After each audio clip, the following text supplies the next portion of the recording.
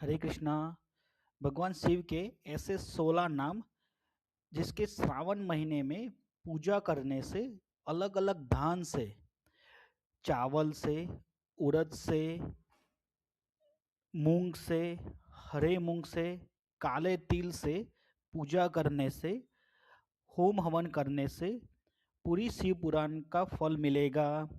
ऐसे भगवान के 16 नाम: ओम भवाय नमः, ओम महादेवाय नमः, ओम रुद्राय नमः, ओम नीलकंठाय नमः, ओम शशि मेलिने नमः, ओम उग्राय नमः, ओम उमाकांताय नमः, ओम ईशानाय नमः, ओम विश्वेश्वराय नमः, ओम त्र्यंबकाय नमः, ओम त्रिपुरुषाय नमः, ओम त्रिपुरांतकाय नमः, ओम त्रिकाग्नि कालाय नमः, ओम कालिग्ने रुद्राय नमः, ओम नीलकंठाय नमः, ओम सर्वेश्वराय नमः।